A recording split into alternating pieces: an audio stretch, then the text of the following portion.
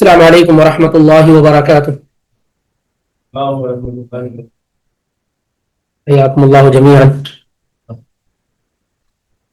ان الحمد لله نحمده ونستعینه ونستغفره ونعوذ بالله من شرور انفسنا وسیئات اعمالنا، من يهده الله فلا مضل له ومن يضلل فلا هادي له، واشهد ان لا اله الا الله وحده لا شريك له، واشهد ان محمدا عبده ورسوله۔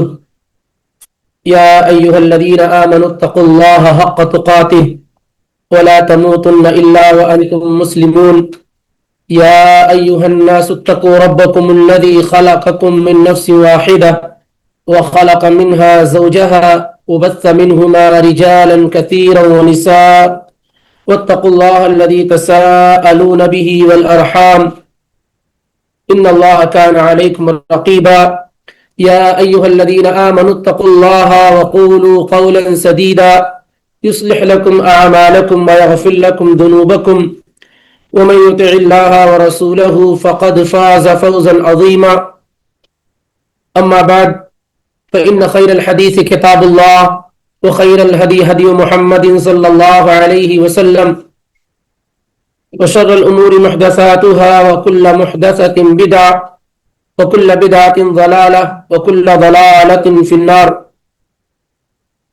يقول الله تعالى في كلامه العظيم: أعوذ بالله السميع العليم من الشيطان الرجيم، يا أيها الذين آمنوا قوا أنفسكم وأهليكم نارا وقودها الناس والحجارة عليها ملائكة غلاظ شداد لا يعصون الله ما أمرهم ويفعلون ما يؤمرون۔ سبحانك لا علم لنا إلا ما علمتنا إنك أنت العليم الحكيم۔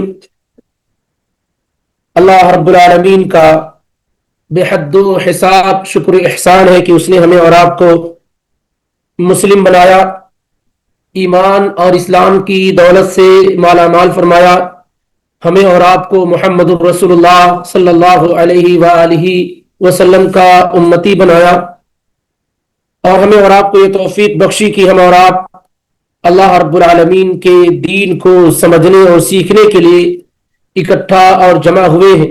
بلا شبہ اگر اللہ کی توفیق شامل حال نہ ہوتی تو ہم اور آپ اس مبارک محفل و مجلس کا حصہ نہ بن پاتے۔ موجودہ جو زمانہ ہے یہ فتنوں کا زمانہ ہے، مختلف قسم کے فتنے بڑی تیزی کے ساتھ پھیل رہے ہیں، بلکہ آپ یہ کہہ سکتے ہیں کہ فتنوں کے عروج کا زمانہ ہے۔ فتنے اپنی انتہا کو پہنچے ہوئے ہیں۔ ایسی صورتحال میں اپنی حفاظت، اپنی اولاد کی حفاظت، ان فتنوں سے اپنی اولادوں کو محفوظ کرنا، یہ ہماری اور آپ کی اولین اور بنیادی ذمہ داریوں میں سے ہے۔ آپ اندازہ لگائیں کہ اگر آج کے اس زمانے کے اندر صورتحال فتنوں کی اس قدر خطرناک ہے تو 10-20 سال کے اندر ہمارے اپنی اولادوں کا معاملہ کیا ہو سکتا ہے اگر ہم نے اور آپ نے ان کی بہترین تربیت نہ کی اور انہیں اللہ رب العالمین سے قریب نہ کیا تو بڑی آسانی کے ساتھ ہماری اولادیں، ہمارے بچے اس فتنے کا شکار ہو جائیں گے۔ بلکہ آپ جانتے ہیں کہ ایسا نہیں کہ کوئی چھوٹا موٹا بگاڑ پیدا ہو رہا ہے، مسلم بچے الحاد مرید ہو جا رہے ہیں، اور بہت سارے لوگ اسلام کو چھوڑ کر کے دوسرا دین اور مذہب اختیار کر لے جا رہے ہیں، اور اسی طریقے سے اگر ایسا نہ بھی ہو تو وہ خود اسلام کے دشمن بن بیٹھے ہیں، طرح طرح کے اعتراضات خود وہ اسلام پر کیا ہے ڈال رہے ہیں، اور مسلمانوں کو، اسلام کو نقصان پہنچانے کی مکمل کوشش کر رہے ہیں۔ اس لیے جس برق رفتاری کے ساتھ، جس تیزی کے ساتھ فتنے پنپ رہے ہیں، ہمیں اور آپ کو اسی اعتبار سے دین اور شریعت سے آراستہ پیراستہ ہونے کی ضرورت ہے، کیونکہ اللہ ہی کی مدد سے ہم اور آپ ان فتنوں سے بچ سکتے ہیں اور اس کا مقابلہ کر سکتے ہیں۔ ظاہر ہے کہ ہر آدمی جو اس دنیا کے اندر زندگی گزار رہا ہے اور تھوڑی بھی سوجھ بوجھ والا ہے تو اپنے ساتھ اپنی اولادوں کی فکر ضرور کرتا ہے. یہ الگ بات ہے کہ زاویہ فکر کا الگ الگ ہوتا ہے. ہم جس فیلڈ کے ہوتے ہیں، جس میدان کے ہوتے ہیں، جو ہمارا ایم ہوتا ہے، جو ہمارا گول اور مقصد ہوتا ہے، ہم اس کے لیے فکر مند ہوتے ہیں. تو جس چیز کے لیے ہم فکر مند ہوتے ہیں اسی چیز کے لیے اپنے بچوں کو بھی فکر مند کرتے ہیں. جیسے ہمارا معاملہ دنیا کا ہے، پیسے کمانے کا اور دنیا کے اندر ترقی کرنے کا ہے، تو جیسے یہ ہماری فکر ہوتی ہے، یہی کچھ فکر ہم اپنے بچوں کے ذہن و دماغ میں بھی ڈالتے ہیں. اور بچوں کے فیوچر اور مستقبل کو لے کر کے ہم کس لیے فکر مند ہوتے ہیں کہ ہمارا یہ بچہ کل کو دنیا کے اندر کیسے سیٹل ہوگا، کیسے بیٹر ہوگا، کیسے اس کو دنیا کے اندر ایک بہترین اور اونچا اور اعلیٰ مقام ملے گا، اس کی فکر ہم کرتے ہیں. تو جس طرح سے ہمارا مزاج ہوتا ہے، ہمارے خیالات ہوتے ہیں، ہماری تھاٹ ہوتی ہے، اسی اعتبار سے ہم اپنے بچوں کو کیا ہے ریڈی اور تیار کرتے ہیں. اگر آپ دیندارانہ فکر نہیں رکھتے ہیں، مزاج نہیں رکھتے ہیں، آپ کے دل و دماغ کے اندر دینداری نہیں ہے، آپ دنیا پرستی آپ کے اندر ہے، دنیا طلبی آپ کے اندر ہے، دنیا ہی کی دولت کو آپ سب کچھ سمجھے ہوئے ہیں، تو پھر ایسی صورتحال میں آپ اپنے بچوں کی تربیت ایسے ہی انداز میں کریں گے اور اس کی دین کے لیے آپ کیا ہے فکر مند نہیں ہوں گے. آج کا جو موضوع آپ کے سامنے رکھا گیا ہے کہ ہم اپنی اولاد کی تربیت کیسے کریں یا تربیت کا کیا معنی اور مفہوم ہے، ہم ان چیزوں کو انشاءاللہ آگے جان کر کے پھر آگے بڑھنے کی کوشش کریں گے. ایک چیز ہوتی ہے بچوں کی نشو نما کرنا، پرورش کرنا، پرداخت کرنا، یہ ایک الگ سی چیز ہے. اور دوسری چیز ہوتی ہے تربیت کرنا. جسمانی وجود کے لیے پرورش کرنا، نشو نما کرنا یہ کافی ہے. جسمانی وجود کے لیے نشو نما کرنا، پرورش کرنا، کھلانا پلانا یہ کیا ہے کافی ہے. لیکن ایک انسان کا جو اخلاقی وجود ہوتا ہے، جو اس کا کریکٹر کا وجود ہوتا ہے، شخصیت اور پرسنالٹی کا وجود ہوتا ہے، اس کے لیے بہت ضروری ہے کہ آپ تربیت کریں. میں آپ کو ایک مثال کے ذریعے سے سمجھاؤں کہ جیسے ہمارے گھر میں مثال کے طور پر بچے بھی ہوں، انسان بھی ہوں اور ساتھ ہی ساتھ جانور بھی ہوں، بکرے ہوں، گائے ہوں، بیل ہوں یا اور دوسرے جانور ہوں. تو دونوں میں فرق کیا ہوگا کہ جانور کے لیے بکرے کے لیے کیا ہمارے لیے کیا کافی ہے، ان کو کھلا پلا دینا یہ کافی، پرورش کر لینا کافی ہے، نشو نما ان کی کر دینا کیا ہے کافی. یعنی جسمانی طور پر ان کی نشو نما کر دینا یہ کافی ہے. لیکن کیا اگر اولاد ہیں، بچے ہیں، انسانی وجود ہے، تو کیا کھلا پلا دینا یہ کافی ہو جائے گا؟ کیا نشو نما ان کے لیے کافی ہو جائے گا؟ جیسے کہ آج کے ہمارے اس زمانے کے اندر ہے کہ جیسے جتنا ہم بچوں پہ خرچ کرتے ہیں، جس طرح کا معاملہ بچوں کے ساتھ کرتے ہیں، ایسا ہی کچھ معاملہ ہمارا جانوروں اور حیوانوں کے ساتھ بھی ہوتا ہے. مثال کے طور پر جب آپ کسی بھی جانور کو کھانا پیش کرتے ہیں تو کیا آپ اس کو ٹیچ کرتے ہیں، بتاتے ہیں کہ آپ بسم اللہ کر کے کھانا کھائیں، دائیں ہاتھ سے کھائیں، اپنے سے قریب کے کھائیں، کھانا کھانے کے بعد آپ دعا پڑھیں، کھانے میں کوئی عیب نہ نکالیں، پسند ہو تو کھا لیں، نہ پسند ہو تو چھوڑ دیں. جب آپ کسی جانور پر کھانا پیش کرتے ہیں تو کیا آپ اس کو یہ ساری کی ساری باتیں بتاتے ہیں یا نہیں بتاتے؟ یہ ضرورت ہے اس کی. آپ نے اپنے گھر کی بکری کو کھانا دیا تو اس کو کہنا ہے کہ بسم اللہ کہہ کے کھانا کھانا ہے، دائیں ہاتھ سے کھانا کھانا ہے، اپنے سے قریب کا کھانا ہے، کھانے میں کوئی عیب نہیں نکالنا ہے، پسند ہے تو کھا لینا، نہیں ہے تو چھوڑ دینا ہے، کھانے کے بعد یہ دعا پڑھنا ہے. کیا آپ اسے سکھاتے ہیں؟ اگر یہی معاملہ آپ اپنی اولاد کو کھانا پیش کر رہے ہیں تو آپ اسے بتائیں گے کہ بسم اللہ کہہ کر کے کھانا کھانا ہے، دائیں ہاتھ سے کھانا کھانا ہے، اپنے سے قریب سے کھانا ہے، کھانا پسند ہے تو کھا لینا، ناپسند ہے تو عیب نہیں نکالنا ہے، کھانا کھانے کے بعد یہ دعا پڑھنی ہے. تو اب کیا فرق ہوا دونوں میں؟ دونوں میں کیا فرق ہوا؟ یہاں آپ اپنے بچوں کی تربیت کر رہے ہیں، جو جو اللہ تعالی نے اور اللہ کے رسول صلی اللہ علیہ وسلم نے بتایا ہے، سکھایا ہے، وہ آپ اسے بتا رہے ہیں، اللہ سے قریب کرنے کا ذریعہ بن رہے، اللہ کے وجود سے اس کو روشناس کرا رہے۔ ایسے ہی تمام مراحل کے اندر آپ دیکھیں گے فرق کیا ہے، نمایاں ہے۔ جانوروں کے لیے بستر لگا دیے، سو گیا وہ، بلکہ بسا اوقات اس کی بھی ضرورت نہیں ہے۔ بچوں کے لیے بھی آپ نے کیا کیا، بستر لگا دیا اور سلا دیا۔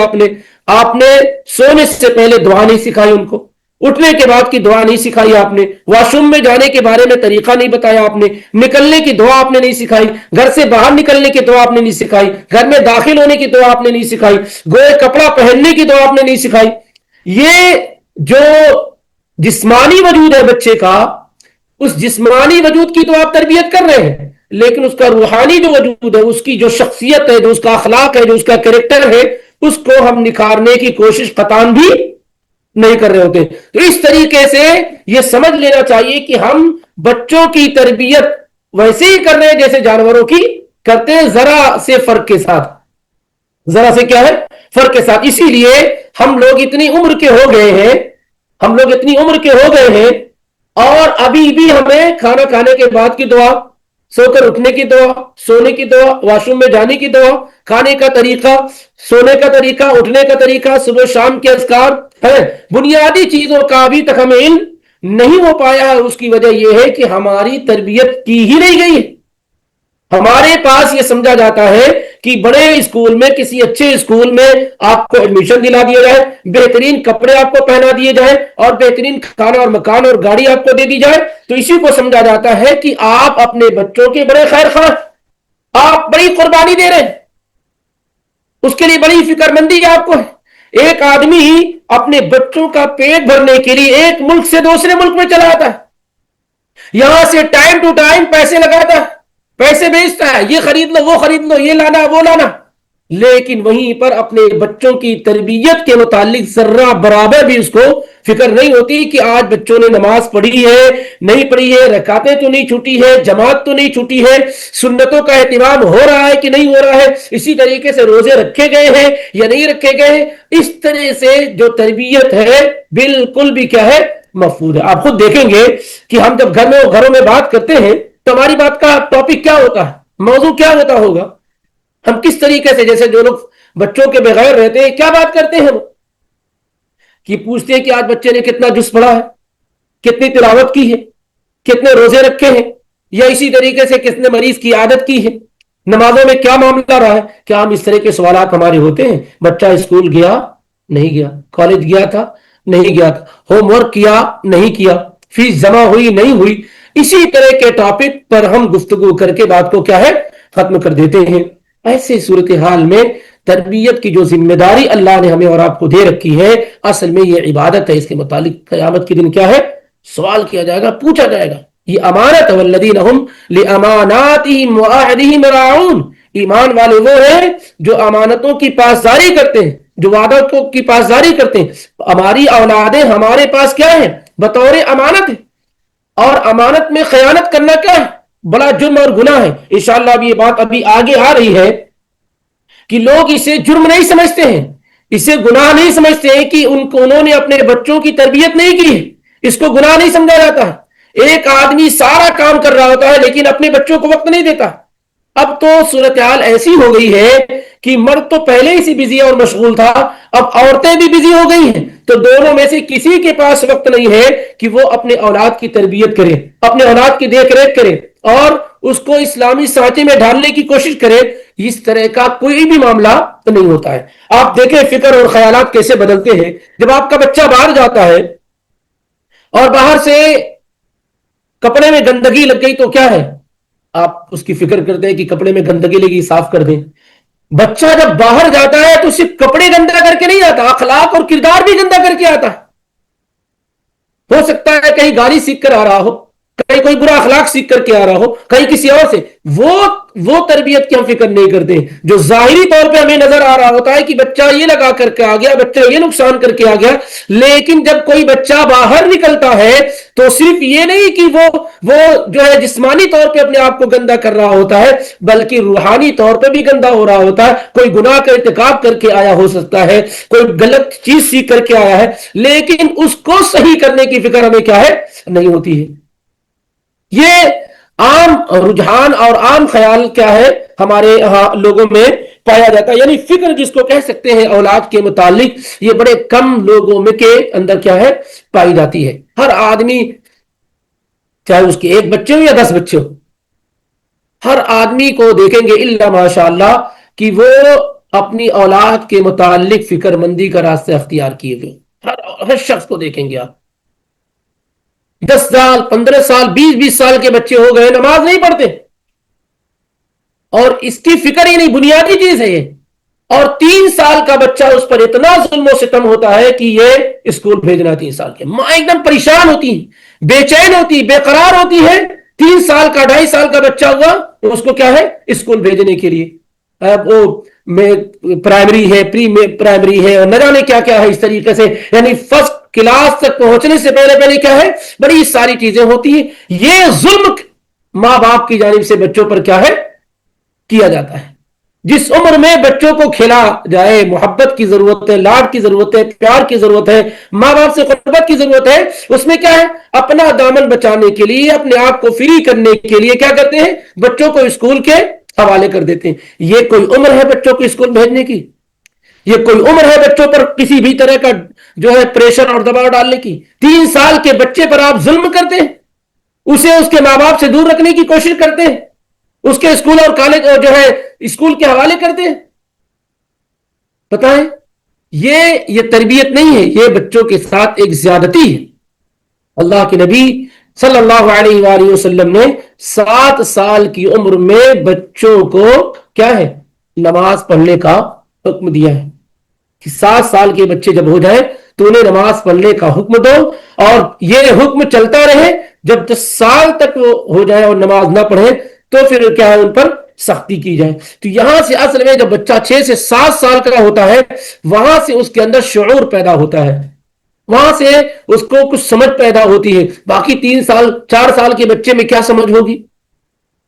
اس لیے یہ وقت سے پہلے بچوں کو کیا ہے اسکول جو بھیجنے والا معاملہ ہے یہ کسی بھی صورت میں ان کی صحت کے لیے، ان کے گروتھ کے لیے مناسب اور بہتر نہیں۔ ہاں یہ عمر ایسی ہو سکتی ہے کہ آپ ان کو گھر میں رکھ کر کے آپ ان کو جو ہے کلمہ پڑھائیں، آپ سورۃ الفاتحہ سکھائیں، چھوٹی چھوٹی دعائیں اور اذکار سکھائیں، یہ ہے، یہ ہونا چاہیے، لیکن یہ کہ باقاعدہ اسکولنگ سسٹم بنا دے آپ ان کے لیے، یہ بچے 6 گھنٹہ 4 گھنٹہ 5 گھنٹہ آپ سے دور رہیں، یہ کسی بھی صورت میں کیا ہے بچوں کی صحت کے لیے، ان کے گروتھ کے لیے، ان کی عقل کے لیے مناسب اور درست نہیں۔ اچھا یہ ہوتا کیا ہے؟ کیا اس میں کوئی اچھا مقصد ہوتا ہے، کوئی نیک مقصد ہوتا ہے اس میں؟ یعنی آپ اپنے بچوں کو 3 سال میں اسکول بھیج کر کے آپ کو کیا لگتا ہے کوئی نیک مقصد ہوتا ہے؟ ماں باپ بڑے اچھے ہیں، بچوں کے لیے بڑے فکر مند ہیں، آپ یہ سمجھتے ہیں؟ قطعاً ایسا نہیں ہے، بلکہ اس کے پیچھے جتنے بھی مقاصد ہوتے ہیں ایک بھی دوسرے اور صحیح نہیں ہوتے۔ یا تو بچوں سے اپنا پیچھا چھڑانا ہوتا ہے، یا بچوں کو اسکولنگ کی عادت ڈالنی ہوتی ہے، یہ کہ بچوں کے یہ دنیا بنانے کی فکر کیا 3 سال میں ہی شروع کر دی جاتی ہے کہ کس طریقے سے بچے کے ذہن و دماغ میں دنیا رچ جائے، بس جائے، تاکہ دنیا حاصل کرنے کی فکر شروع کر دے۔ السلام ورحمۃ اللہ۔ اس لیے اب آئیے ہم اور آپ یہ جاننے کی کوشش کرتے ہیں کہ بچوں کی تربیت کیسے کی جائے، کیوں کی جائے، اور کون کون سے طریقے ہیں جس کو ہمیں کیا ہے بروئے کار لانا ہے۔ تو سب سے پہلے جیسا کہ ذکر کیا گیا اللہ رب العالمین کی توفیق سے کہ تربیت ایک الگ سی چیز ہے، اور پرورش یا نشو و نما کرنا یہ کیا ہے الگ سی چیز ہے۔ کسی کو کھلا پلا دینا یا اس کی تربیت کرنا نہیں ہے۔ بہت سارے لوگ جب بچے میں خرابی پیدا ہو جاتی ہے تو کہتے ہیں کہ میں نے اس کے لیے خون پسینہ بہا دیا، رات و دن ایک کر دیے، کتنے بڑے بڑے اسکول میں نے کتنے مہنگے اسکول میں پڑھایا، اچھے اچھے لباس پہنائے میں نے اس کو، اچھا مکان دیا, ویل مینٹین رکھا ہے اس کو, پھر بھی دیکھو آج ایسا کر رہا. ارے بھائی کون سا آپ نے احسان کیا؟ کافر لوگ بھی ایسے ہی کرتے ہیں اپنے بچوں کے ساتھ, آپ سے بہتر کرتے ہیں, آپ سے بہتر کھلاتے پلاتے ہیں, آپ سے بہتر اسکولنگ میں ڈالتے ہیں, آپ سے بہتر گھر و مکان میں رکھتے ہیں. فرق کیا کیا آپ نے کافر کے بچوں میں اور آپ کے بچوں میں؟ آپ نے کیا الگ سے ان کو دے دیا؟ بلکہ اگر میں اس سے آگے بڑھ کر کے بولوں کہ ایسی چیزیں تو لوگ جانوروں کے ساتھ بھی کرتے ہیں.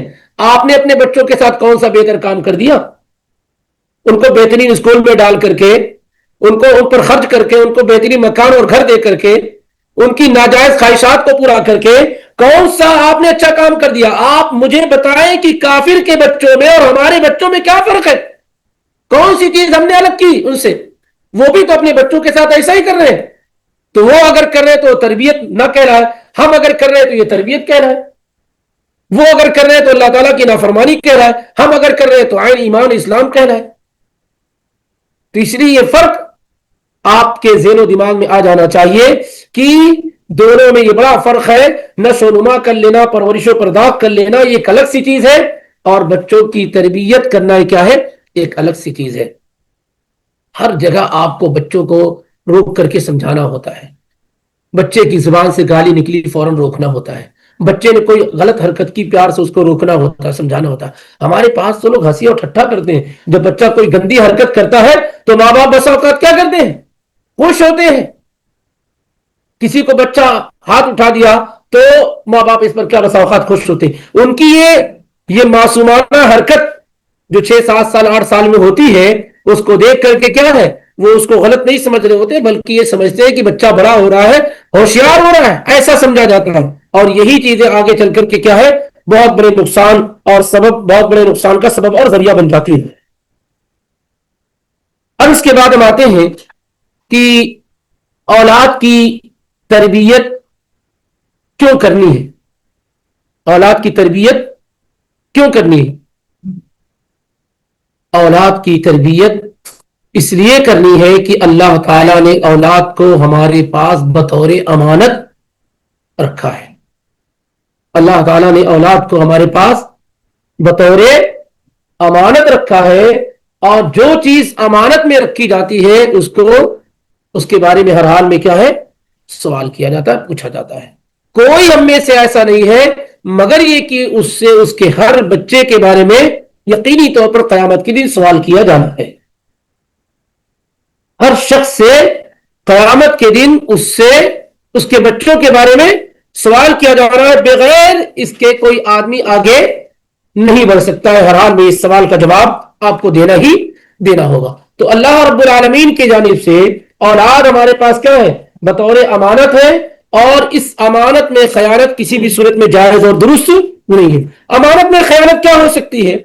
کیا کوئی والدین, ماں باپ اپنے بچوں کے ساتھ خیانت کر سکتے ہیں؟ اپنے بچوں کو دھوکہ دے سکتے ہیں؟ اپنے بچوں کو نقصان پہنچا سکتے ہیں؟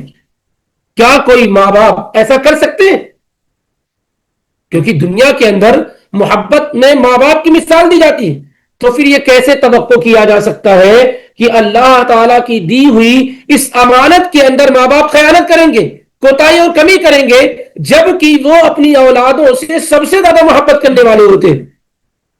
لیکن اس کا جواب ہے کہ یقینی طور پر دنیا کے اندر اکثر ماں باپ اپنے بچوں کو دھوکہ دیتے ہیں. دنیا میں آپ کو دھوکہ آپ کے ماں باپ سے زیادہ کوئی دوسرا نہیں دے رہا ہے. اس زمین پر آپ کے ماں باپ سے زیادہ آپ کو دھوکہ دنیا میں کوئی دوسرا نہیں دے رہا, الا ماشاء اللہ چند لوگ بچ جائیں, ایک الگ بات ہے. باقی اس دنیا کے اندر سب سے زیادہ نقصان, سب سے بڑا خسارہ جو ہمیں ملتا ہے وہ کن کی جانب سے ملتا ہے؟ اپنے والدین کی جانب سے ملتا ہے, اپنے ماں باپ کی جانب سے ملتا ہے.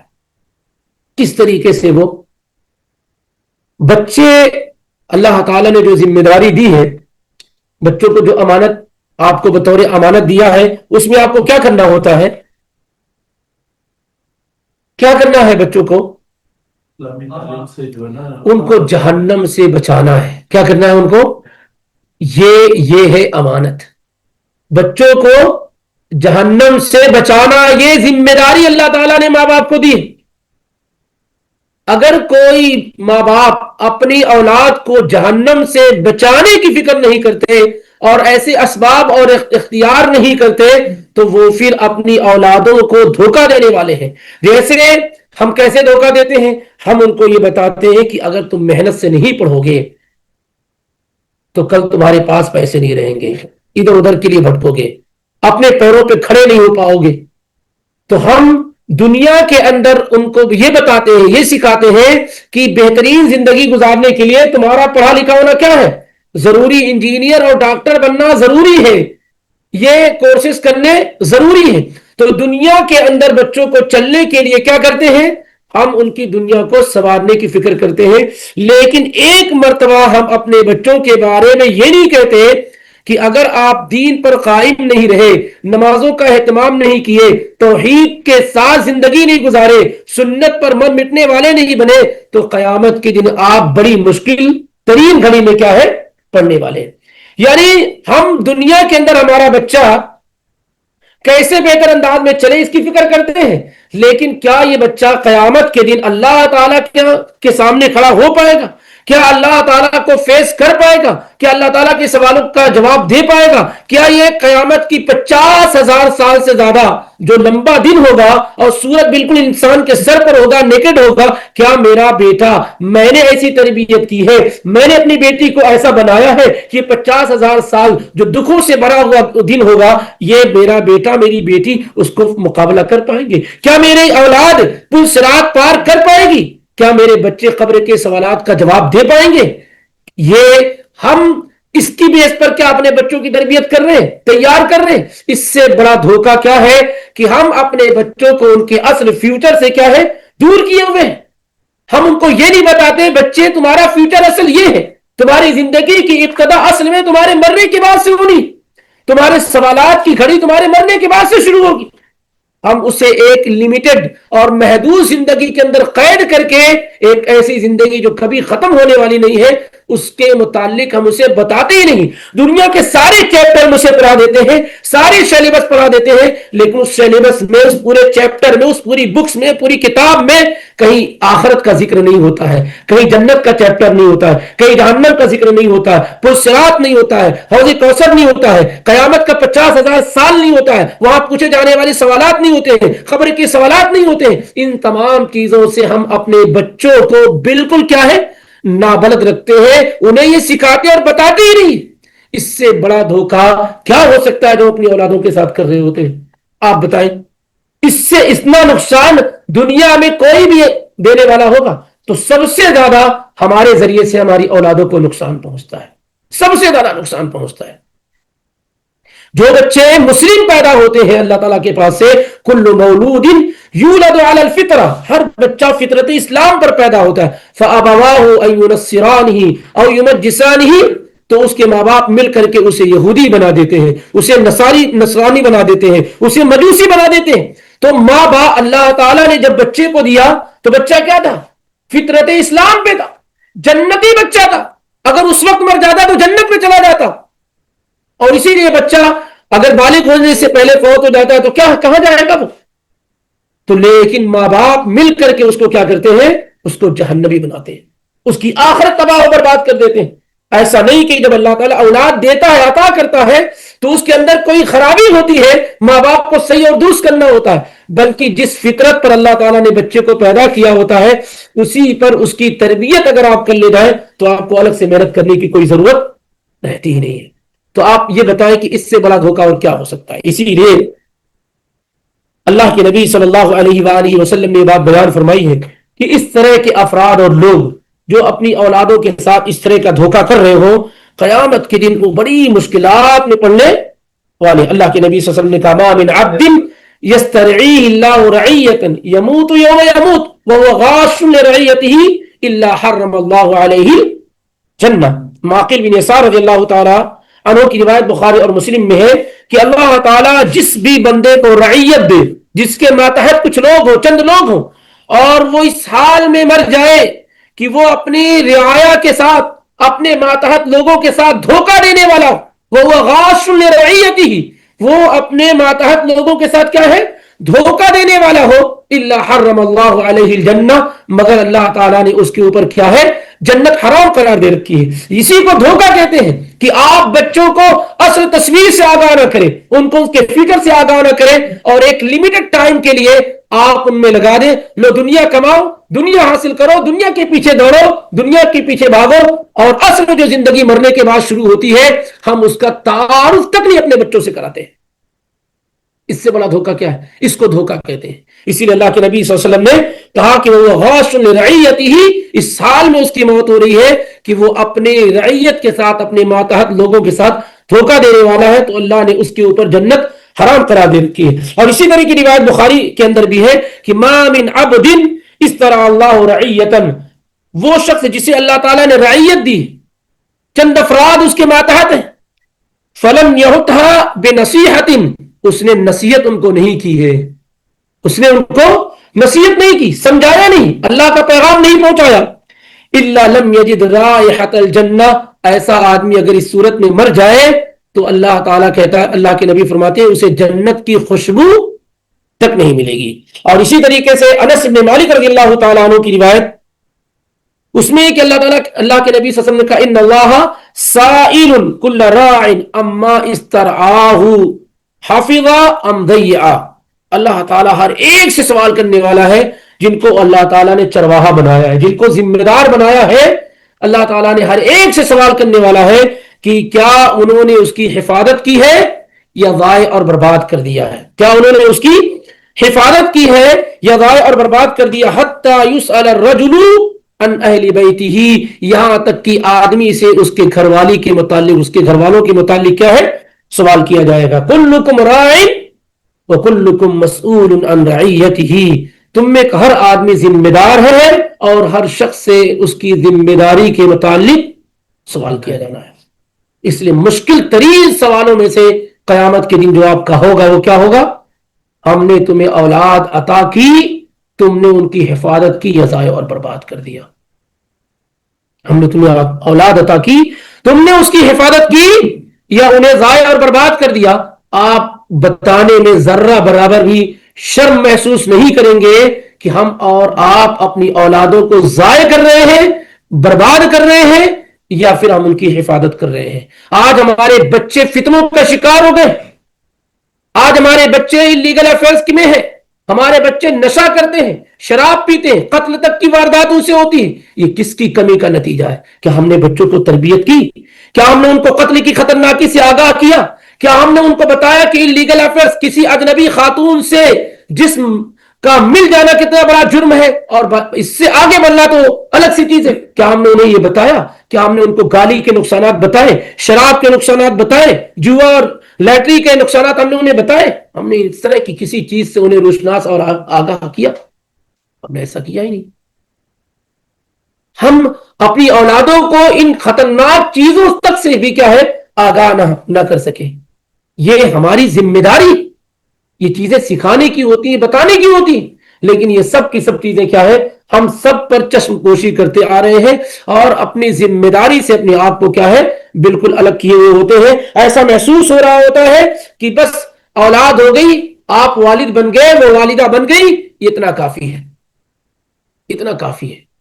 میرے بھائی، یہ جو ذمہ داری اللہ تعالیٰ عطا کر رہا ہے آپ کو، یہ جو رسپانسبلٹی ہے، یہ دیکھیں گے دیگر تمام چیزوں سے بہت زیادہ بڑھ کر کے، دیگر تمام چیزوں سے بہت زیادہ بڑھ کر کے، کیونکہ اگر ایک اولاد آپ کی ایک بیٹا یا ایک بیٹی آپ کی لاپرواہی اور کوتاہی کی وجہ سے غلط راستے پر چلی گئی تو اس سے پوری نسل تک خراب ہو جاتی ہے، پورا خاندان تباہ ہو جاتا ہے۔ ایک بیٹی کی آپ نے اگر صحیح تربیت نہیں کی تو اس کی کوکھ سے جنم لینے والی اولاد کیا ہوگی؟ اس کی تربیت صحیح ہو پانا بہت مشکل ہے۔ آپ جب ایک بچی کی تربیت کر رہے ہوتے نا تو اصل میں آپ ایک پورا اسرہ، پورے خاندان کی تربیت کر رہے ہوتے ہیں، اس کے ذریعے سے پورا خاندان درست اور صحیح ہو جاتا ہے، اور آپ کی تھوڑی سی لاپرواہی پوری خاندان کو تباہ و برباد کر دیتی ہے۔ اس لیے جب آپ اس طرح کا معاملہ ہو تو اس ذمہ داری کو محسوس کرنے کی کوشش کریں کہ یہاں کی جو لاپرواہی ہے یہ ایسا نہیں کہ اس کی ذات تک محدود رہنے والی ہے، بلکہ یہ کوتاہی اور کمی یہ آگے تک ٹرانسفر ہونے والی ہے، اس کے نقصانات سے پورا سماج اور معاشرہ کیا ہے؟ جوجھنے والا ہے اور اس کو جو ہے اس کی تکلیف کو محسوس کرنے والا ہے. اس لیے اللہ کے نبی علیہ الصلوۃ والسلام نے یہ بات بیان فرمائی کہ انتہائی خطرناک معاملہ ہے کہ آدمی اپنی ذمہ داری کو صحیح طریقے سے ادا نہ کرے. اور اسی طریقے سے قرآن میں بھی اللہ تعالیٰ نے کیا بیان کیا ہے کہ یا ایھا الذین آمنوا قوا انفسکم واہلیکم نارا، اے لوگوں اپنے آپ کو اور اپنی اولادوں کو جہنم کی آگ سے بچاؤ. کتنے واضح انداز میں اللہ تعالیٰ نے بیان کیا اپنے آپ کو، دو ٹوک انداز میں، کیونکہ یہی مقصد ہے. بغیر کسی لگی لپٹی کے اللہ تعالیٰ نے صاف کہہ دیا کہ اپنے آپ کو اور اپنے اہل و عیال کو جہنم کی آگ سے بچاؤ. کس طریقے سے بچا سکیں گے اپنی اولاد کو؟ جو ہمارا طریقہ ہے، جو ہمارا رویہ ہے، اس طریقے سے نہ ہم خود بچ پائیں گے نہ اپنی اولادوں کو بچا پائیں گے. یعنی ان کو دین سکھاؤ، خیر اور بھلائی کی تعلیم دو ان کو. ہم تو انہیں یہ تک نہیں بتاتے کہ جنت کیا ہے، جہنم کیا ہے، اللہ کون ہے، رسول کون ہے، ہمیں دنیا میں بھیجا کیوں کیا ہے، ہمارا آنے کا مقصد کیا ہے. ہم یہ بنیادی چیزیں تک کیا ہے بچوں میں شیئر نہیں کرتے، بچوں میں ذکر نہیں کرتے، کیونکہ ہمارے پاس یہ مزاج ہے ہی نہیں. اچھے اچھے لوگوں کے متعلق آپ دیکھیں گے کہ پہلے دن سے اسکول کے حوالے کر دیتے، کانوینٹ کے حوالے کر دیے. پہلے دن سے دنیا، پہلا دن جو بچہ جاتا ہے پڑھنے کے لیے وہ کیا پڑھنے جاتا ہے؟ دین پڑھنے یا دنیا پڑھنے کے لیے؟ اپنے آپ میں جھانک کر کے پوچھئے کہ آپ جب پہلے دن بچے کو اسکول کے لیے بھیجتے، روانہ کرتے ہیں، تو اللہ پڑھانے کے لیے، دین پڑھانے کے لیے یا دنیا کمانے کے لیے؟ پہلا دن نیت کے ساتھ جب آپ روانہ کرتے ہیں تو آپ کی کیا نیت ہوتی ہے؟ کیا آپ کے ذہن و دماغ میں کہیں یہ بات ہوتی ہے کہ یہ بچہ آگے چل کر کے اللہ کی عبادت کرنے والا، رسول کی سنتوں کو زندہ کرنے والا ہوگا؟ یہ ہوتا ہے پہلے دن سے آپ کا مزاج یہ ہوتا ہے کہ کیسے یہ میرا بچہ دنیا دار ہو، کیسے آگے جا کر کے اچھا پیسہ کما کر کے لائے، سوسائٹی میں سوسائٹی کو کیسے وہ مینٹین کرے، یہ فکر ہماری ہوتی ہے پہلے دن سے ہماری ہے. ایک بچہ جس کو سب سے پہلے اللہ پڑھانا چاہیے، اس کا رب کون ہے، اس کا دین کیا ہے، اس کے نبی کون ہے، وہ کیوں دنیا کے اندر بھیجا اور بھیجا گیا ہے، اس دنیا کے بعد بھی کیا کوئی دنیا ہے، یہ بتانے کے بجائے ہم پہلے ہی دن سے اس کو ایک الگ ڈائریکشن میں لے کر کے چلے جاتے. دنیا تو آدمی دنیا میں رہنا سیکھ لیتا. کہتے ہیں کہ جہاں جب آدمی کو پالا پڑ جاتا ہے تو وہ آدمی کو آ ہی جاتا. بہت سارے لوگ جو پڑھے لکھے نہیں لیکن موبائل چلا لیتے کہ نہیں چلا لیتے؟ کیوں؟ ضرورت ہے، آپ کو رہنا ہے موبائل کے ساتھ. چھوٹے چھوٹے بچے چلا لیتے. آپ کو دنیا میں رہنے کے لیے، دنیا میں جینے کے لیے پریشانی نہیں ہوگی، کیونکہ جس دنیا کے اندر ہے دنیا میں جینے کا آپ کو ہنر آ ہی جائے گا. لیکن جس دنیا کے اندر آپ رہتے ہیں اس میں دین سیکھنے اور سکھانے کی ضرورت پیش آئے گی، کیونکہ دنیا میں دین بہت کم جگہوں پر ہے. پہلے کے مقابلے میں اب میں جو فرق ہے اس کو محسوس کیجئے کہ اب پہلے کیا ہے، ہو سکتا ہے کہ تھوڑی محنت سے ہمارے بچے ٹرینڈ ہو جاتے، تربیت یافتہ ہو جاتے، اللہ رسول کو جاننے والے ہو جاتے، لیکن موجودہ زمانے میں یہ محنت کئی گنا آپ کو زیادہ کرنی ہے. پہلے کیا ہوتا تھا، بچہ باہر گیا محلے میں دین تھا، خالہ کے ہاں دین ہے، پھوپھی کے ہاں دین ہے، بہن کے ہاں دین ہے، بھائی کے ہاں دین ہے، تو وہاں جاتا تھا، کچھ دین وہاں سیکھ کر کے آ گیا، کچھ وہاں سے سیکھ کر آ گیا، کچھ وہاں سے سیکھ کر آ گیا، کچھ مدرسوں سے جا کر سیکھ کر آ گیا، کچھ مسجد سے سیکھ کر آ گیا، دوستوں کے میں تربیت یافتہ لوگ تھے، دوستوں کے ساتھ کچھ سیکھ کر کے آ گیا. تو کئی جگہ تھی جہاں سے وہ دین کو کیچ کرتا تھا، دین کو سیکھ لیتا تھا. آج کی صورتحال یہ ہے کہ خالہ کے گیا تو وہاں بھی بے دینی سیکھ کر کے آیا، پھوپھی کے ہاں گیا تو وہاں بھی دین نہیں، وہاں سے بھی کیا ہے، گناہ کی چیزیں سیکھ کر کے آیا. محلے میں کھیلنے کودنے کے لیے گیا تو وہاں بھی وہی صورتحال ہے. گویا کہ آپ کا بچہ باہر سے کچھ بھی دین سیکھ کر کے نہیں آ رہا ہے. تو آپ کی محنت کیا ہے؟ ایون اگر میں کہہ دوں کہ مساجد کے اندر بھی، مدارس کے اندر بھی جو توجہ ہونی چاہیے دین کے متعلق وہ بھی موجود نہیں ہے. یعنی وہاں سے بھی کوئی خاطر خواہ طور پر اچھی چیزیں سیکھ کر کے بچے کیا ہے نہیں آ پا رہے. آپ اندازہ لگائیے کہ ایسی صورتحال میں ہماری ذمہ داری کس قدر بڑھ جاتی ہے. اس لیے سب سے بڑی اور بنیادی چیزوں میں سے ایک ہے جو بہت سارے علماء عورتوں کے جاب وغیرہ کے مخالف ہوتے ہیں. مخالف ہونے کا مطلب کیا ہوتا ہے؟ وہ یہ کہتے ہیں کہ عورت کی جو ذمہ داری ہے اس ذمہ داری میں کوئی خلل نہیں آنا چاہیے، کوئی رکاوٹ نہیں آنی چاہیے. جو چیزیں اللہ نے اس کے اوپر فرض قرار دی ہیں اس فرض میں کوئی کمی اور کوتاہی نہیں آنی چاہیے. یعنی مثال کے طور پر اگر ایک خاتون کے پاس 2 سے 3 بچے ہیں, اب ان کی تربیت کرنا, ان کی دیکھ ریکھ کرنا خاتون پر کیا ہے؟ فرض ہے, فرض عین ہے, واجب اور ضروری ہے. اگر وہ جاب کرتی ہے اور بچوں کی تربیت میں خلل اور کمی پیدا ہوتی ہے تو ایسی صورتحال میں اس کا جاب کرنا کسی بھی صورت میں جائز و درست نہیں ہو سکتا ہے, کیونکہ یہ فرض ہے اور روزی کا حاصل کرنا, کمانا اس پر فرض نہیں ہے, الا ہے کہ کبھی کسی کے ساتھ کوئی ایسی صورتحال بن جائے. اس لیے ایسی کوئی بھی چیز جو آپ کے فرض کے اندر خلل اور کمی پیدا کر رہی ہے, آپ اس کو چھوڑ کر کے دوسری چیزوں کو انجام نہیں دے سکتے. جب گھر میں عورت بھی نہیں رہی, ماں بھی نہ ہو, باپ بھی نہ ہو, تو کس کے سہارے بچے پلیں گے؟ کیسے بچے اچھے ہوں گے؟ کیونکہ ہر لمحہ ان کو تربیت دینے کی, سکھانے کی ضرورت ہوتی ہے. تو یہ انتہائی خطرناک معاملہ ہے, اس کو ہمیں سمجھنے کی کوشش کرنی چاہیے. اور جیسے ہمارے اوپر بہت سارے لوگوں کے حقوق ہوتے ہیں, ہماری آنکھوں کے حقوق ہوتے ہیں, ہمارے جسم کے حقوق ہوتے ہیں, ہماری بیویوں کے حقوق ہوتے ہیں, ہمارے شوہر کے حقوق ہوتے ہیں, ایسے ہی اللہ کے نبی صلی اللہ علیہ وسلم نے کہا وَإِنَّ لِوَلَدِكَ عَلَيْكَ حَقًّا, تمہارے اوپر تمہارے اولادوں کے حقوق, تمہارے اوپر کیا ہے؟ تمہارے اولادوں کے حقوق ہیں. یعنی ہم یہ ایک طرف کی بات کرتے ہیں, وہ یہ کہ ماں باپ کے حقوق بہت ہیں. ماں باپ کی کیا ہے؟ حقوق بہت ہیں. ماں باپ کا خیال کرنا, ان کی رسپیکٹ کرنا, ان کی عزت کرنا شریعت میں بہت ابھارا گیا ہے. اگر کوئی آدمی ماں باپ کا نافرمان ہے تو جہنم میں جائے گا. اس طرح کی باتیں ہم خوب کرتے ہیں, لیکن دوسرا جو پہلو ہوتا ہے اس سے بالکل چشم پوشی کرتے ہیں کہ اگر کسی ماں باپ نے اپنی اولاد کی صحیح تربیت نہیں کی ہے, اس کو دین نہیں سکھایا, تو کیا وہ جنت میں جائے گا؟ اگر کسی ماں باپ نے اپنی اولاد کو دین نہیں سکھایا ہے تو کیا اس نے اس کے ساتھ اچھا سلوک کیا ہے, اچھا برتاؤ کیا ہے؟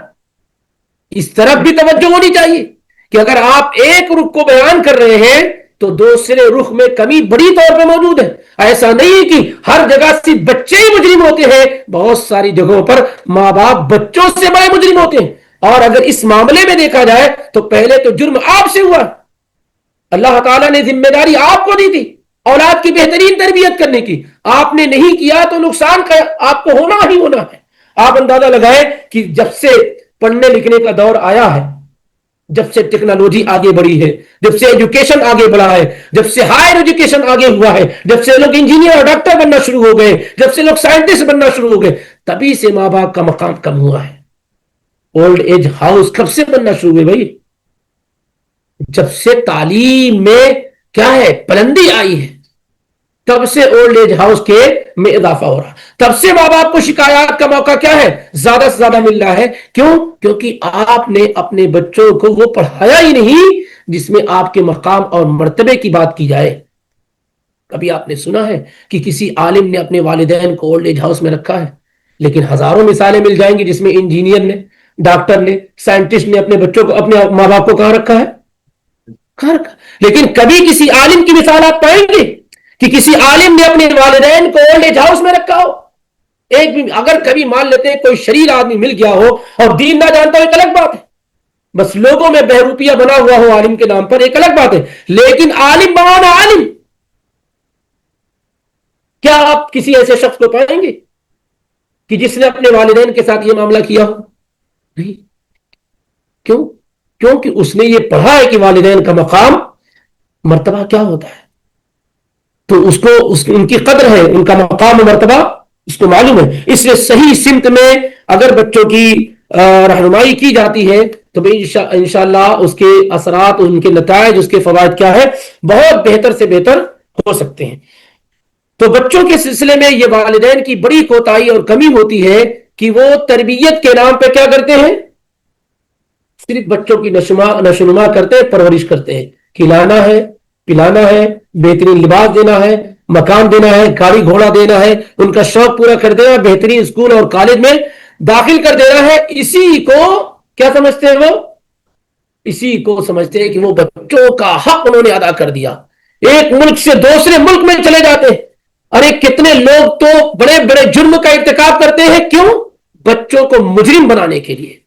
اپنی بیویوں کے ساتھ نہیں رہتے ہیں, کیوں؟ کیونکہ بچہ انجینئرنگ کر رہا ہے، ڈاکٹری کر رہا ہے، بیٹی انجینئرنگ پڑھ رہی ہے، یہ کر رہے ہیں، اس کے لیے کیا کرتے ہیں؟ وہ اپنی نفسانی خواہشات کو دبا کر کے اپنی بیوی کو بچوں کے ساتھ رکھ کر کے یہ کر رہے ہوتے ہیں، اور اس کا مقصد کیا ہوتا ہے؟ صرف اور صرف دنیا طلبی اور دنیا حاصل کرنا مقصود ہوتا ہے. یعنی دین کو قربان کرتے ہیں دنیا کے نام پر، دین کا سودا کرتے ہیں دنیا کے نام پر، فتنوں کا شکار ہو جاتے ہیں دنیا کے نام پر. یہ صورتحال تو عام ہے جو ہمارے درمیان اٹھنے بیٹھنے والے لوگوں میں پائی جاتی ہے. یعنی ایک آدمی جس کا حق ہے کہ اپنی بیوی کے ساتھ رہے، وہ کس لیے نہیں رہتا ہے؟ اس لیے نہیں رہ رہا ہے کہ بچوں کو دنیا دار بنا رہا ہے. بہترین دنیا دار بنانے کے لیے وہ کیا ہے؟ اس طرح کی قربانی دینے کے لیے تیار ہے. کتنا بڑا سودا کر رہا ہے وہ، آپ دیکھیں.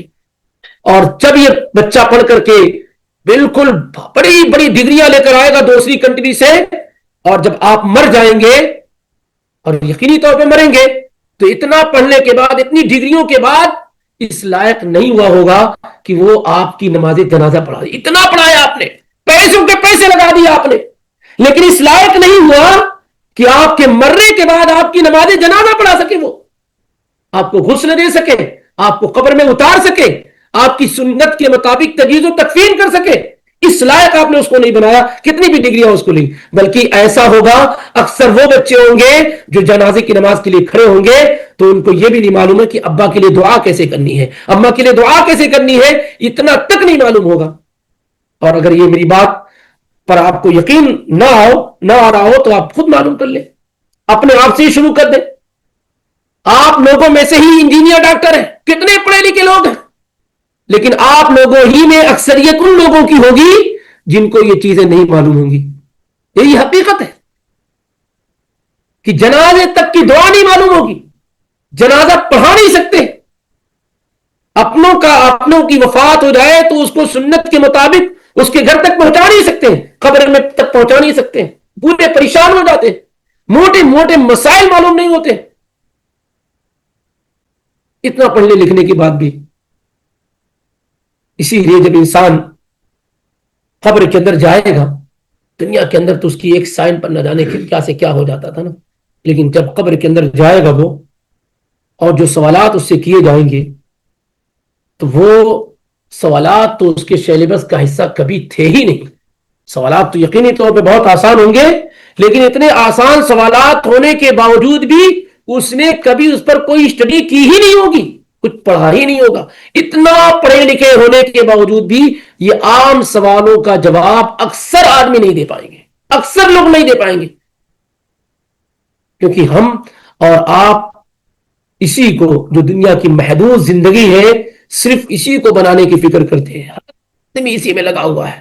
مجھے تعجب ہوتا ہے کبھی کبھار کہ اچھے خاصے لوگ جو نماز وغیرہ میں آتے ہیں، مطلب نماز دین کا ایک بہت بڑا ثبوت ہے، وہ لوگوں تک کے وہاں ان کے بچوں کی تربیت کو لے کر کے کوئی سنجیدگی نہیں پائی جاتی ہے.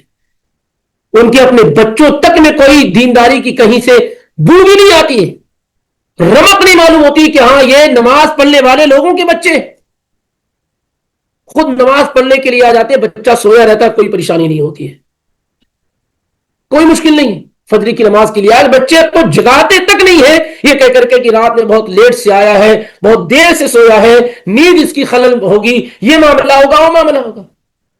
جس بچے کو آپ بستر پر چھوڑ کر آئے ہیں، اصل میں وہ بستر پہ نہیں، جہنم کی آگ پر چھوڑ کر کے آئے ہیں. جب یہ سب شعور کے ساتھ، یہ سب احساسات کے ساتھ زندگی گزارنے کی کیا ہے، کوشش کرنی چاہیے. تو اللہ کے نبی علیہ الصلوۃ والسلام نے کہا کہ تمہاری اولادوں کا تمہارے اوپر کیا ہے، حق ہے. ہماری اولادوں کا تمہارے اوپر حق ہے، یعنی ان کو صحیح تعلیم دینا، صحیح تربیت دینا، ان کو ان کی اصلی زندگی سے آگاہ اور واقف کرانا، ان کو مرنے کے بعد والی زندگی کے بارے میں متعارف کرانا، ان سے بیٹھ کر کے جنت کا ذکر کرنا، ان سے جہنم کا ذکر کرنا، حوض کوثر کا ذکر کرنا، تو صراط کا ذکر کرنا، قیامت کے 50 سال والے دن کا ذکر کرنا، قبر کے سوالات کو ڈسکس کرنا، فرشتوں کے بارے میں بیان کرنا جن کا ذکر ہوا. یہ سب ہماری اولین اور بنیادی ذمہ داریوں میں سے، سب بنیادی ذمہ داریوں میں سے. ہم ان موضوعات کو اپنے گھر کا موضوع ہی نہیں بناتے ہیں، نہ ہماری محفلوں میں اس پر گفتگو ہوتی ہے، نہ ہمارے کھانے پینے کی جگہوں پر ہوتی ہے، نہ ہماری شادیوں میں ہوتی ہے۔ دین کے متعلق گفتگو کرنے کو بہت سارے لوگ دقیانوسی سمجھتے ہیں کہ بھائی یہ کھانے کی دعوت ہے، ولیمے کی دعوت ہے، اس میں آپ کیا اس طرح کی بات کر رہے ہیں، یہ عیش و عشرت کی جگہ ہے۔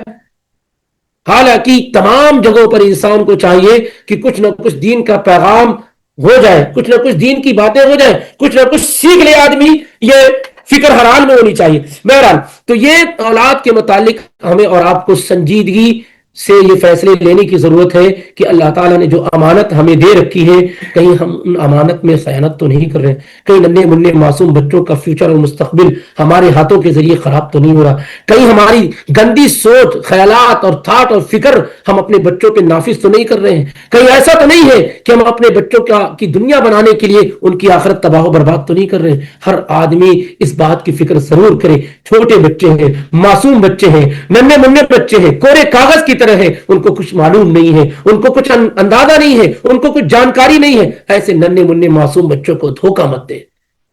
دھوکہ دو طرح کا ہوتا ہے، ایسے آدمی کو اگر آپ دھوکہ دیتے ہیں جو تھوڑا دنیا جانتا ہے، اور ایسے شخص کو دھوکہ دیتے ہیں جو کچھ نہیں جانتا بیچارہ، دونوں میں بہت فرق ہوتا ہے۔ اس ننھے منھے معصوم بچوں کو دھوکہ دینا یہ بہت بڑا جرم اور گناہ ہے، جو اکثر ماں باپ کے ذریعے سے کیا ہے بچوں کو دیا جا رہا ہے، اکثر ماں باپ کے ذریعے سے بچوں کو دیا جا رہا ہے۔ پھر اسی طریقے سے اگر ہم اور آپ بچوں کے متعلق صحیح رخ اختیار کر لیتے ہیں، اور جو ذمہ داری اللہ تعالیٰ نے مجھے اور آپ کو دے رکھی ہے، اگر ہم اس کا صحیح استعمال کر لے جاتے ہیں تو دنیا اور آخرت کے اعتبار سے ہم مالا مال ہو جائیں گے۔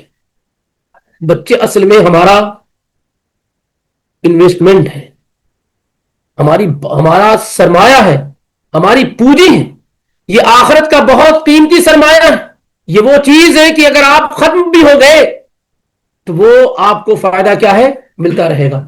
جیسے ہم اور آپ پیسوں سے پیسے کماتے ہیں، ایسے نیکیوں سے نیکیاں کمائی جاتی ہیں۔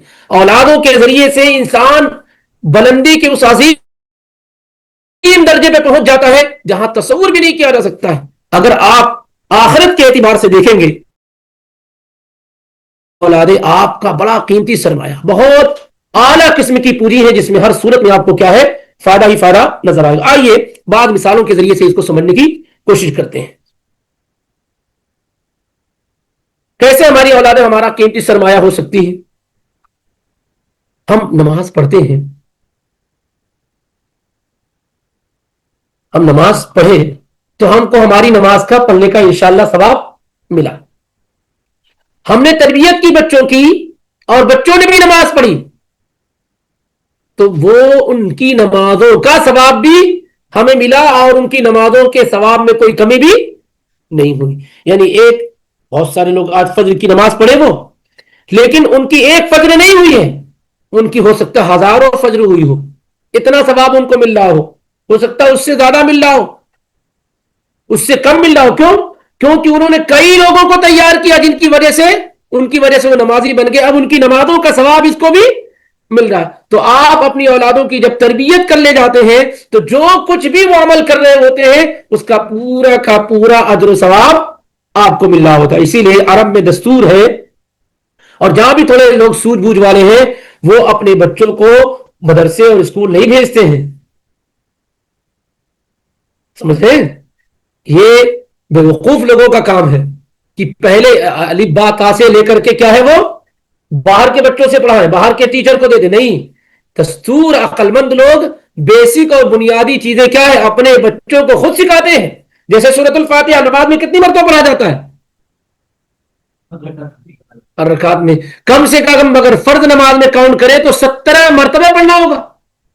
سورۃ الفاتحہ کسی اور کو نہیں پڑھانے دیتے، نہیں سکھانے دیتے ہیں، اپنی اولادوں کو سورۃ الفاتحہ خود سکھاتے ہیں کہ یہ مرتے دم تک اس کو سورۃ الفاتحہ پڑھنی ہی پڑھنی ہے۔ اس لیے جب پڑھے گا اس کا اجر و ثواب کیا ہے اس کے والدین کو، یہ پڑھانے والے کو ملتا رہے گا۔ اس پہ توجہ کرتے ہیں، کلمہ وہ خود سکھاتے ہیں، دین کی بنیادی چیزیں خود سکھاتے ہیں، نمازوں کی تعلیم خود دیتے ہیں، کیونکہ یہ ہر دن کرنے والے اعمال ہیں۔ تو میری اولادیں جب کریں گی اس کا اجر و ثواب مجھ کو کیا ہے ملتا رہے گا. اور اگر وہی چیز آپ نہ کر کے آپ اپنے بچوں کو کسی اور کے حوالے کر دیے تو جس نے سکھایا اس کو کیا ہے, اس کو ثواب ملتا رہے گا. اس لیے بنیادی چیزوں کو خود ماں باپ کو سکھانے کی کوشش کرنی چاہیے اپنی اولادوں کو. بنیادی جو چیزیں ہیں وہ گھر سے ہی بچے کو کیا ہے, سکھانے کی کوشش کرنی چاہیے. ویسے بھی گھر ہی پہلا مدرسہ ہے. جب گھر کی تعلیم مکمل ہو جائے تو پھر باہر بھیجنے کی ضرورت ہوتی ہے. ایسا نہیں ہے, کون ہے جو یہ چیزیں نہیں جانتے ہیں؟ کبھی کبھار ایسا ہوتا ہے کہ گھر میں پڑھے لکھے لوگ ہوتے ہیں, گھر میں کیا ہے, پڑھے لکھے لوگ ہوتے ہیں لیکن وہ باہر لگا دیتے ہیں. کتنے لوگ ہوتے ہیں جو قرآن اچھا پڑھنا جانتے ہیں لیکن قرآن پڑھانے کے لیے حافظ صاحب کو رکھ لیتے ہیں, خود نہیں پڑھاتے ہیں. کتنی مائیں ایسی ہوتی ہیں جو اچھا قرآن پڑھنا جانتی ہیں لیکن قرآن پڑھانے کے لیے باہر سے ٹیوٹر رکھ لیتی ہیں, لیکن خود بھی وہ قرآن اپنی اولادوں کو پڑھا سکتی ہے, نہیں پڑھاتی ہے. یہ کوتاہی اور کمی ہے, یہ کوتاہی اور کمی ہے. ان چیزوں میں تو آدمی کو خوب بڑھانا چاہیے کہ کون سا بندہ مل جائے تاکہ میں اس کو یہ دین کی بیسک اور بنیادی معلومات اس کو دے دوں, اس کو نماز کا طریقہ سکھا دوں, اس کو یہ سورۃ الفاتحہ سکھا دوں, اس کو قرآن پڑھنا سکھا دوں. ان چیزوں میں آدمی کو تقدم کرنا چاہیے, آگے بڑھنا چاہیے, کیونکہ یہ وہ اعمال ہوتے ہیں جو برابر کیے جاتے ہیں, اور جب برابر کیے جاتے ہیں تو کنٹینیو اس کا ثواب آپ کو ملتا رہتا ہے. آپ اندازہ لگائیں کہ اگر کسی ایک بچے کو صرف آپ نے سورۃ الفاتحہ سکھا دی, جبکہ کتنا آسان ہے, اور پھر وہ نماز میں سورۃ الفاتحہ پڑھتا رہا تو آپ کو اس کا ثواب ملتا رہتا ہے, ملتا رہتا ہے. پھر اس نے کسی اور کو سکھا دیا تو اس میں بھی آپ کو ثواب ملتا رہتا ہے, کیونکہ آپ ہی ذریعہ بنے ہیں, آپ کے ذریعے سے اس نے سیکھا ہے, وہ دوسروں کو بھی سکھائے گا تو اس کا بھی ثواب کیا ہے, پلٹ کر آپ تک آنے والا ہے. اور یہ جو چین ہوتی ہے اس طریقے سے آدمی نیکیوں کے اعتبار سے بہت آگے بڑھ جاتا ہے. تو یہ جو بنیادی چیزیں ہوا کرتی تھی وہ کون سکھاتے تھے؟ والدین سکھاتے تھے, ماں باپ سکھاتے تھے. عقل مند ماں باپ وہی ہوتے ہیں جو بیسک اور بنیادی چیزیں عام طور سے اپنے گھر پہ سکھانے کی کوشش کرتے ہیں.